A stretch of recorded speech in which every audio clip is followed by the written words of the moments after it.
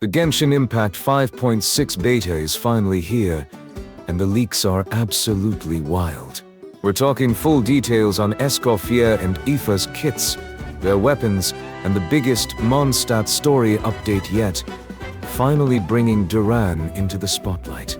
And if that wasn't enough, a brand new weekly boss is on the way with gameplay mechanics that will shake things up. Plus, the banner lineup is practically confirmed, and let me tell you, it's looking stacked. Genshin Impact 5.6 is shaping up to be one of the biggest updates yet. New characters, game-changing buffs, and a banner lineup that's about to drain our Primogems. But the real question is, who's worth pulling for? Stick around because we've got all the spicy leaks, including an insane new weekly boss and the long-awaited introduction of Durin. Trust me, you don't want to miss this. Let's kick things off with Escoffier, our brand new 5-star cryo polearm user. This Fontaine chef isn't just about cooking up delicious dishes.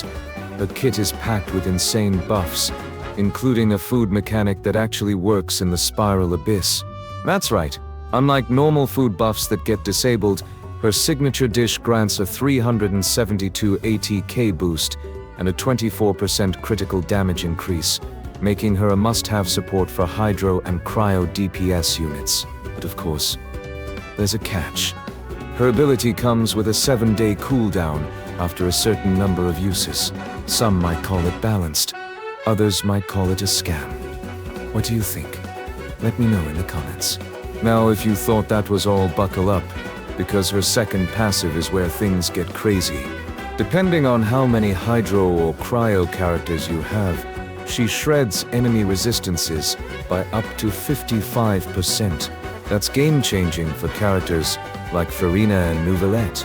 Pair her with the right team, and you've got one of the strongest cryo-hydro synergy lineups in the game.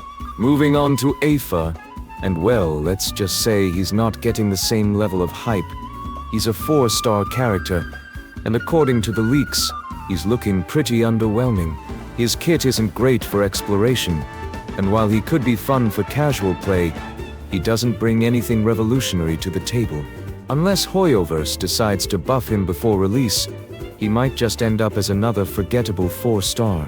Now let's talk about the banners, because this is where things get really interesting. Escoffier is of course the main star of 5.6, but rumor has it that Emilie, the only Fontaine character who hasn't had a rerun yet, might finally be returning. And that's not all. Milani and Chiori could be joining the lineup, making this a must-pull patch for support and DPS players alike. For 4 stars, Epha is confirmed, but the rest remain a mystery. Still, if you've been hoarding Primogems, this might be one of the best banners we've seen in a while. Beyond character banners, 5.6 also brings a brand new weekly boss with one of the most unique mechanics we've seen so far. In Phase 1, you'll fight 2 chess pieces, but once you reach Phase 2, you'll go up against the king and queen themselves. The catch? You have to defeat them at the same time, or they'll revive each other, making this a true test of coordination and strategy. And then there's Durin, a name that should sound very familiar to Genshin lore fans. If the leaks are true, he's finally making his grand entrance as a playable character. But here's the plot twist. Despite being known as a legendary shadow dragon, his in-game model might be a short male character. Yeah, I don't know how to feel about that either. But one thing's for sure, 5.6 is packed with content.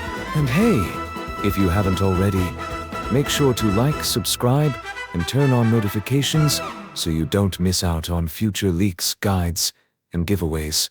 Thanks for watching, and I'll see you in the next one. Peace.